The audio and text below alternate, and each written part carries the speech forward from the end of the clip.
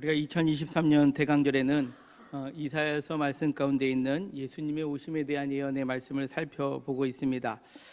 오늘은 우리가 함께 이사야서 9장 6절 7절에 있는 말씀을 함께 읽었는데요. 오늘 설교 제목이 말씀 안에 담겨 있는 기묘자라 모사라 전능하신 하나님입니다. 근데 뒤에 또 붙죠. 영존하시는 아버지 평강의 왕이라고 붙습니다. 오늘 우리가 이 예수님의 탄생의 의미를 이 말씀 속에서 함께 살펴보고 또 우리의 삶 속에 예수님의 오심을 다시 한번 되새기며 우리가 믿음의 길을 걸어가는 데에 이 말씀이 우리에게 참된 진리의 말씀으로 세워지는 저와 우리 모두가 되시기를 주님의 이름으로 간절히 축원합니다. 자, 오늘 말씀을 살펴보면 먼저 이사야서 9장 1절은 이렇게 시작을 합니다. 전에 고통받았던 자들에게는 흑암이 없으리로다 라고 말씀하면서 옛적에는 여호와께서 스불론 땅과 납달리 땅을 멸시를 당하게 하셨다라고 그렇게 말씀을 합니다. 스불론과 납달리 땅이라는 표현이 나오죠. 이 스불론과 납달리 땅은 이스라엘의 12지파의 이름을 딴 지역입니다. 근데 이 지역은 하나님께서 주신 땅임에도 불구하고 외적들의 침입이 많이 있었고요. 뿐만 아니라 그 땅은 많이 황폐해서 사람들이 쓸모없는 땅이라고 멸시를 그렇게 주었던 땅이다라고 성경에서 기록되어 있습니다. 그러나 오늘 성경에 보면 후에는 해변길과 요단 저쪽 이방의 갈릴리를 영화롭게 하셨다라는 거죠.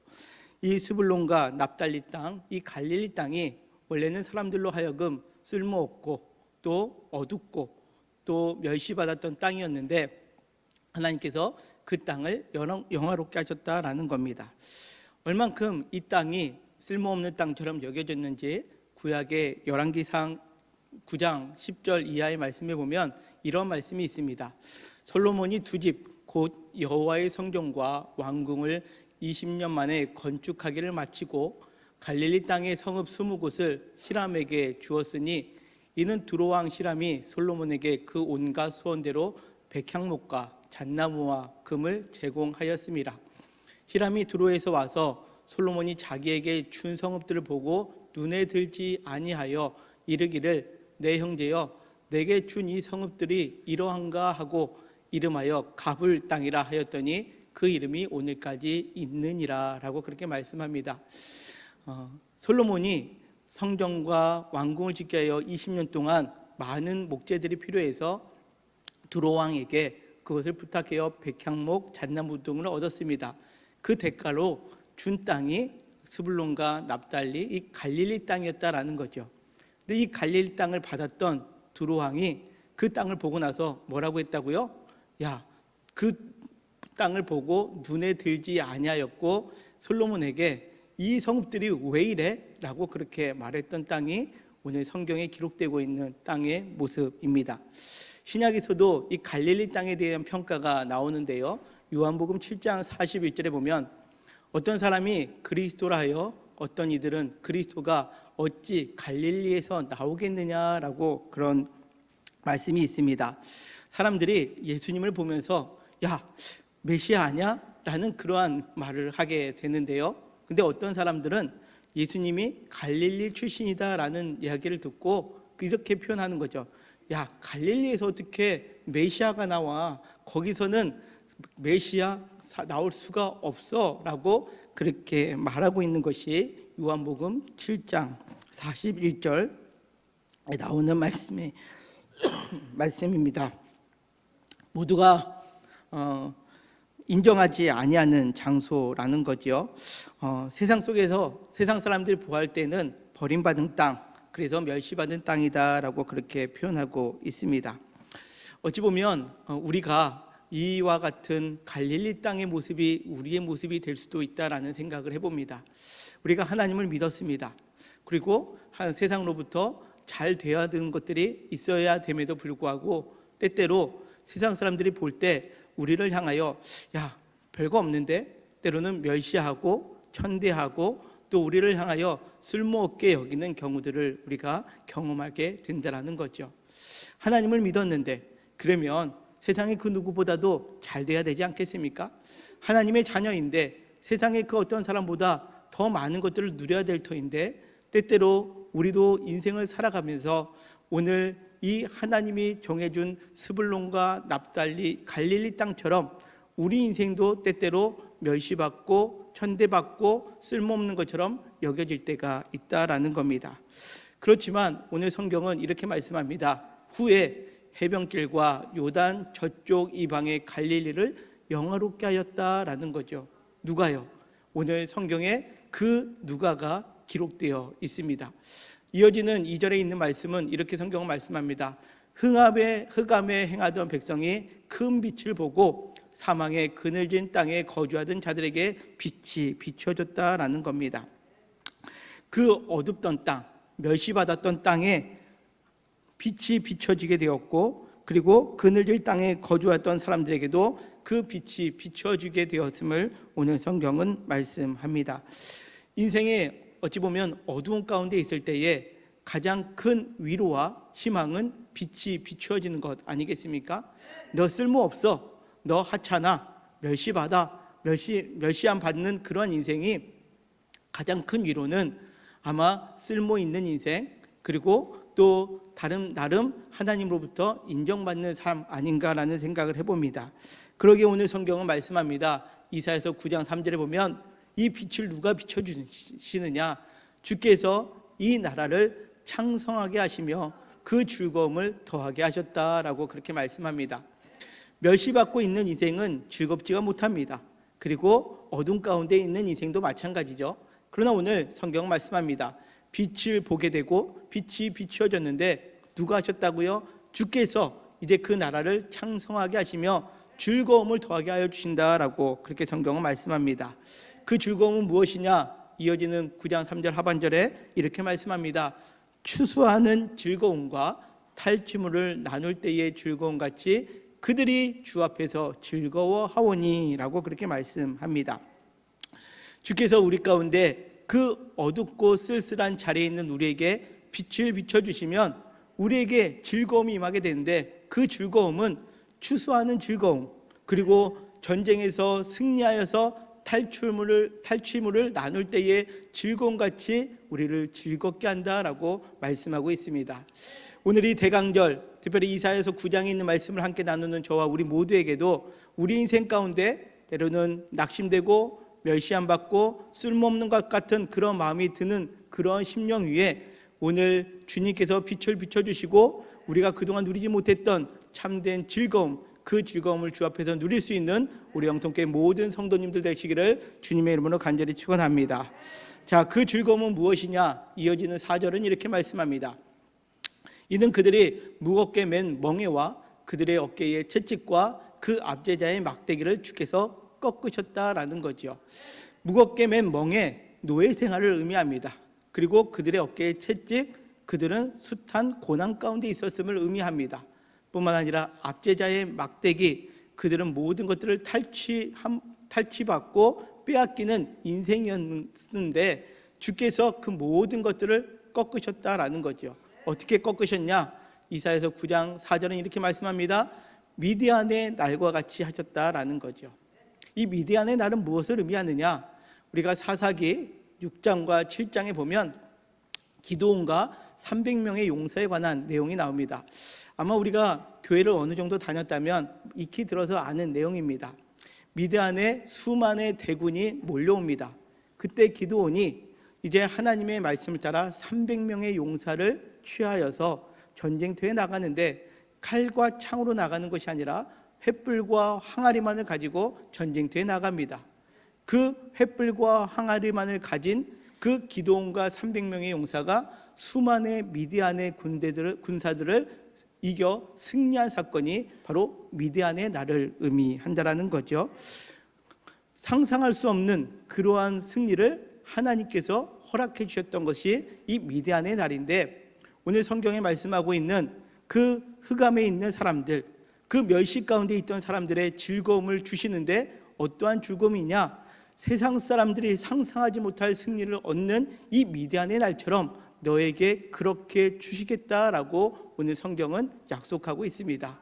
오늘 이 대강절에 이 미디안의 날이 저와 우리 모두의 날이 되는 복된 날 되시는 저와 우리 모두가 되시기를 주님의 이름으로 간절히 축원합니다.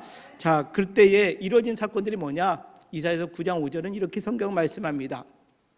어지러이 싸우는 군인들의 신과 피 묻은 겉옷을 불에 섭같이 살라지리니 라고 그렇게 표현하고 있습니다.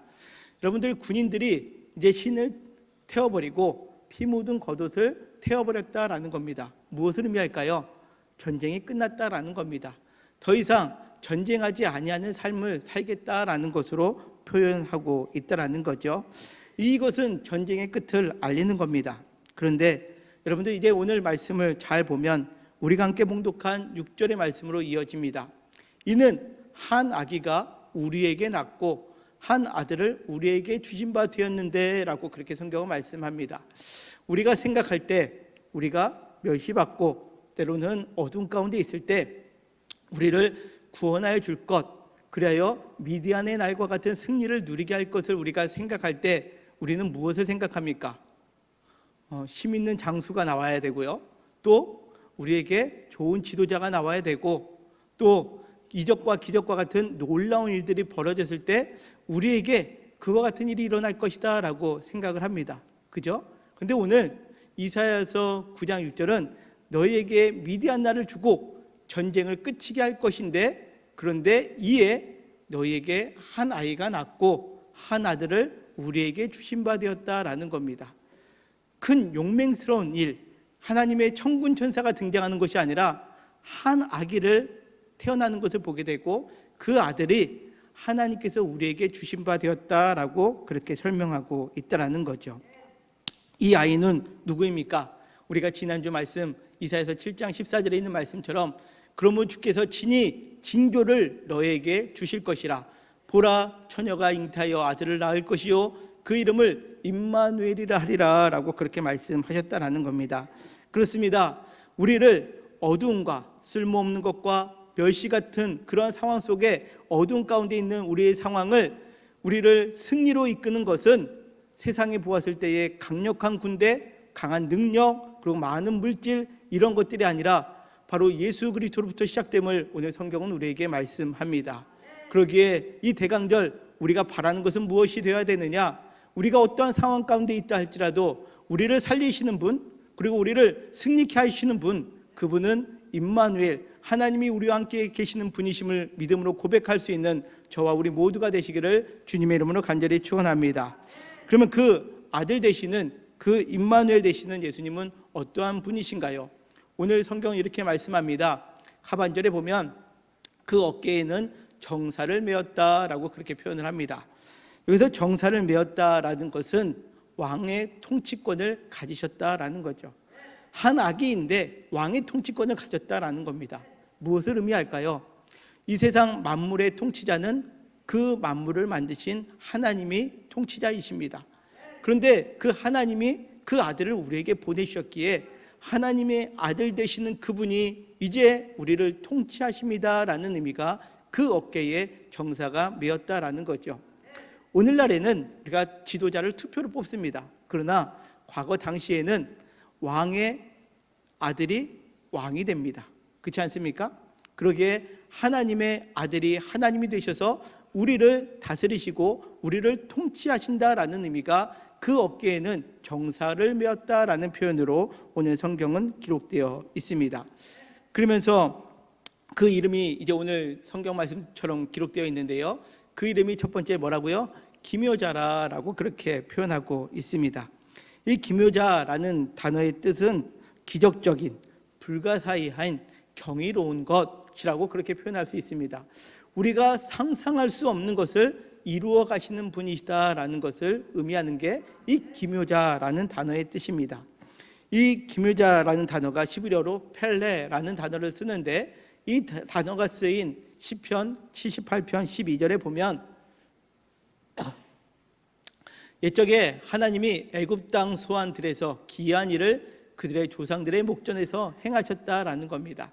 하나님께서 이 기묘, 펠레라는 단어를 쓰면서 기이한 일을 행하셨는데, 그것은 이스라엘 백성들이 구원받게 하시는 하나님의 일들을 기이한 일이다라고 표현하고 있다라는 거죠. 하나님의 구원의 역사는 사람이 생각하는 것과 다르다라는 겁니다. 하나님의 방법으로, 하나님의 능력으로, 하나님의 행할 기이한 일로 하나님은 우리를 어둠과 흑암과 멸시와 천대에서부터 우리를 이끌어 나가신다라는 거죠. 그러기에 세상의 방식이 아닌 처녀가 잉태하여 아들을 낳아 하나님이 우리와 함께 하시는 임마누엘로 태어나게 하셨다라는 겁니다. 어떤 분들은 예수님을 내가 믿긴 하는데 동정녀 마리아에게서 태어났다? 그것을 믿기는 어렵다라고 생각을 합니다. 여러분들 그렇지 않나요? 우리가 상식적으로, 이론적으로 동정녀로부터 아들이 태어나서 예수를 믿는다라는 것은 우리가 신화적인 것 같고 믿기 어렵습니다.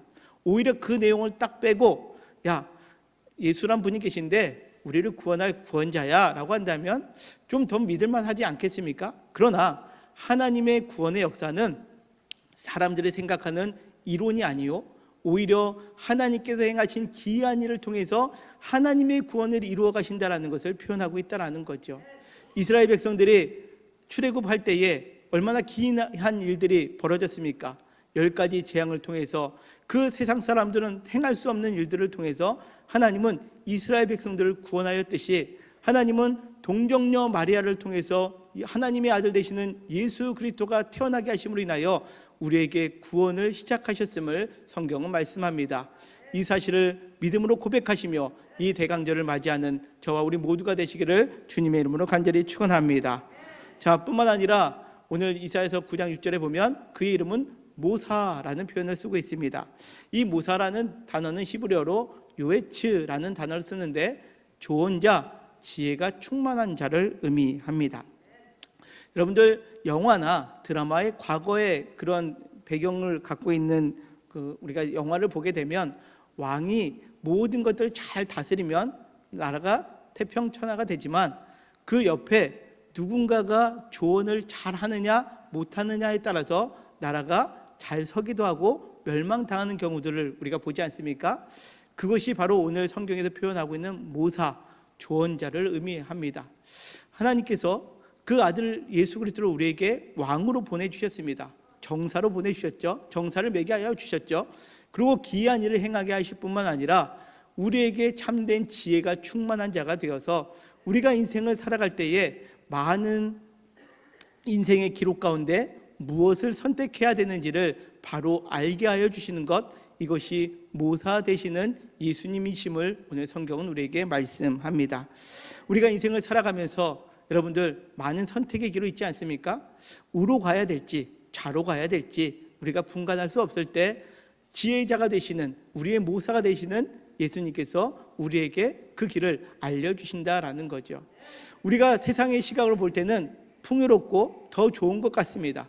그러나 하늘의 지혜를 가지고 우리가 그것을 바라보는 것이 아니라 오히려 좁은 문이 되고 그 협착한 길이 되지만 그 끝에 생명이 있음을 알게 하는 지혜가 우리 가운데 함께하여 줄 때에 우리는 세상의 것을 선택하는 것이 아니요 하나님의 것을 선택함으로 인하여 훗날 영원한 생명을 누리게 되게 하는 것, 이것이 지혜자 되시는 예수님이 우리 가운데 조언자가 될 때 가능하다라는 것을 오늘 성경은 우리에게 말씀합니다.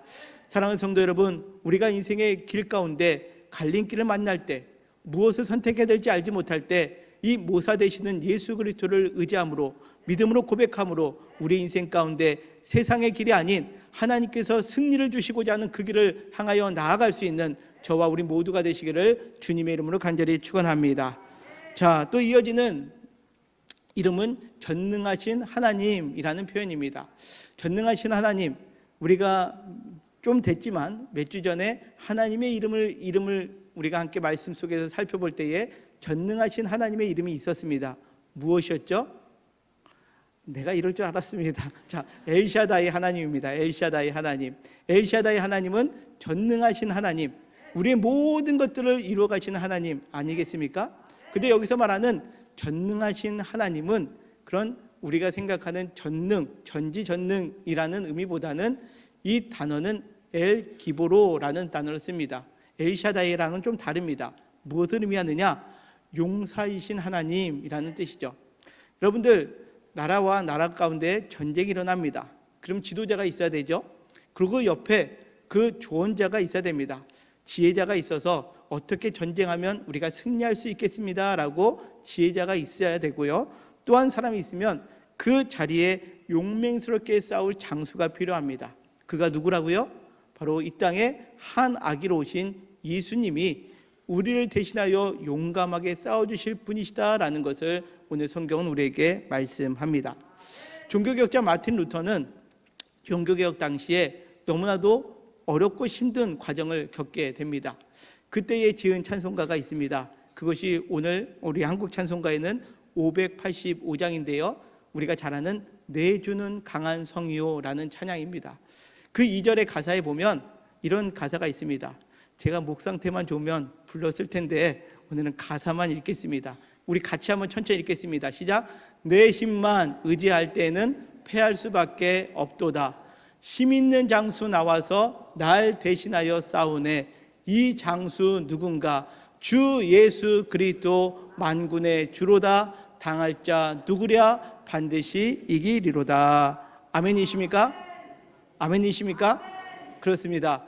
우리가 이 땅에서 삶을 살아갈 때에 하나님의 통치함을 받고 하나님의 지혜로 나아갈 때에 그 길이 때로는 협착하고 어렵고 방해적인 요소들을 만날 때가 있습니다. 그때에 우리가 싸워 이길 수 있느냐? 싸워서 이길 수 없다라는 거죠. 그러나 우리를 대신하여 싸우실 분이 있다라는 겁니다. 그가 누구냐? 전능하신 하나님, 바로 우리를 대신하여 싸우실 힘 있는 장수 예수 그리스도가 만군의 주가 되어서 우리를 위하여 싸워주실 때 우리는 반드시 이기게 됨을 마틴 루터는 고백했습니다. 바로 그때는 우리가 이 대강절을 맞이하며 우리 인생 가운데 여러 어려움을 만나는 순간마다 이 말씀을 기억하며 전능하신 하나님, 나에게 용사가 되어주시고 장수가 되어주시는 하나님이 나와 함께 하심으로 인하여 내가 그 어떤 상황 가운데서도 지치지 않게 하시고 쓰러지지 않게 하시고 패하지 않게 해주셔서 승리를 누릴 수 있도록 함께 해달라고 믿음으로 고백하는 저와 우리 모두가 되시기를 주님의 이름으로 간절히 축원합니다. 다음으로 나오는 이름은 영존하시는 아버지시다라는 거죠. 이 영존하시다라는 뜻은 우리가 영원하다라는 의미로 생각할 수도 있는데, 그런 의미도 있지만 또 하나의 의미가 있다면 일의 시작과 끝이 되시는 분이시다라는 거죠. 그러기에 요한계시록에서는 이 영존하시는 아버지를 다르게 표현했습니다. 우리가 잘 아는 알파와 오메가, 처음과 나중 되시는 분이시다라는 거죠. 하나님께서 우리를 위하여 구원의 일을 시작하셨다면 그것을 끝맺는 분이 누구라고요? 바로 우리를 위하여 이 땅에 오신 예수 그리스도가 되신다라는 겁니다. 하나님이 우리를 위하여 구원의 일을 시작하셨습니다. 그런데 보니까 안 될 것 같아. 포기하지 아니하신다라는 거죠. 우리를 위하여 구원의 길을 열어주셨다면 그 모두가 구원의 은혜 가운데 거할 수 있도록 그 끝을 보시는 분, 그분이 누구시냐? 바로 우리를 위하여 이 땅에 오신 예수 그리스도가 되심을 오늘 성경은 우리에게 말씀하고 있습니다. 그 하나이가 우리에게 낳고 그 아들을 우리에게 주셔서 우리로 하여금 구원받게 하여 주시고 그 구원의 끝까지 우리를 구원의 반열 가운데 이뤄갈 수 있도록 이끌어 주시는 분, 그분이 예수님이심을 믿음으로 고백하는 저와 우리 모두가 되시기를 주님의 이름으로 간절히 축원합니다. 그리고 마지막에 보면 평강의 왕이다라고 말씀하고 있습니다. 평강의 왕. 이 평강의 왕이라는 것은 전쟁을 끝나고 진정한 해방을 주는 왕이다라는 거죠. 여러분들, 과거의 전쟁을 보면 내가 A라는 나라에서 어렵고 힘든 나라를 보냈습니다. 전쟁을 해서 A라는 나라가 패하고 B라는 나라가 승리했습니다. 그러면 진정한 해방이 왔을까요? 그렇지 않죠. A의 나라의 왕으로부터 속박받던 사람은 그 전쟁에서 승리한다 할지라도 B라는 나라의 왕의 속박을 받게 되는 것이 당시의 평화의 의미였다라는 겁니다. 그러니까 힘으로써 평화를 유지했던 것이 당시의 평화의 의미였다라는 겁니다. 그러나 예수님께서 우리에게 주시는 평강의 왕으로 오셨다라는 것은 진정한 하나님이 주시는 평강, 그래야 모든 전쟁이 끝나고 이제는 하나님께서 우리로 하여금 죄와 사망으로부터 우리를 자유케 하셔서 우리를 하나님의 자녀로서 이제는 온전하게 삶을 살아갈 수 있는 평강을 주신 것, 이것이 평강의 왕 되심을 오늘 성경은 우리에게 말씀합니다. 2000년 전에 베들레헴에 오신 예수님, 그 예수님을 우리가 맞이하는 대강절, 그 성탄을 기쁨을 누리는 이 대강절을 우리가 보내면서 오늘 이 5가지 예수님의 이름의 의미를 다시 한번 되새기며 우리가 기도하셨으면 좋겠습니다. 첫째는 기묘, 모든 기이한 일을 행하시는 분이십니다. 또한 모사, 우리에게 지혜를 주셔서 바른 선택을 하게 하여 주시는 분이십니다. 또한 무엇입니까? 전능하신 하나님이십니다. 우리에게 전능하셔서 용사가 되어주셔서 우리를 위하여 대신 싸워주시는 분이십니다. 또한 영존하시는 아버지가 되셔서 우리를 위하여 구원을 시작하시고 끝맺는 분이 되십니다. 또한 마지막으로 평강의 왕이 되어주셔서 우리에게 진정한 평강을 주시는 왕이 되심을 우리가 믿음으로 고백하는 저와 우리 모두가 되시기를 간절히 소망합니다. 그러기에 7절은 이렇게 말씀합니다. 그 정서와 평강의 더함이 무궁하다라는 거죠. 우리가 예수님을 전적으로 신뢰하고 또 예수님을 전적으로 믿음으로 고백하고 우리가 세상의 그 어떤 것을 의지하는 것이 아니라 예수 그리스도 안에서 내가 이 땅에 만족스러운 것을 쫓는 인생이 아니라 예수 그리스도 안에 거하는 인생을 살아가게 되면 그 정사와 평강의 더함이 무궁하게 된다라는 거죠. 우리에게 이와 같은 일을 허락하시는 것은 오늘 7절 하반절에 이렇게 말씀합니다. 여호와의 열심이다라는 거죠. 여호와의 열심, 자기 백성을 죄악 가운데 거하지 않고 죄악 가운데에서 빼앗기지 않으려는 하나님의 그 사랑의 표현, 이것이 여호와의 열심이다라고 오늘 성경은 말씀합니다. 여호와의 열심은 사람들은 이해할 수 없습니다. 오직 하나님만이 우리에게 베풀어 주시는 열심입니다. 그러기에 그 아들을 친히 우리에게 보내주시고 그 아들을 우리의 통치자로 삼아주시며 그에게 우리에게 기이한 일을 행하게 하여 주시고 또한 그를 통해서 우리에게 지혜를 주셔서 바른 선택을 하시며 그 선택 가운데 우리를 위하여 싸워주시는 분 뿐만 아니라 우리의 구원을 위하여 시작하셨고 마무리되어 주셔서 우리를 평강으로 이끌어 주시는 분이심을 믿음으로 고백하며 날마다 그 주님 안에서 평강을 온전히 누리며 오늘 9장 1절부터 7절에 있는 말씀 속에 있는 그 미디안의 날, 승리의 날이 저와 우리 모두의 날이 되기를 주님의 이름으로 간절히 축원합니다. 아멘.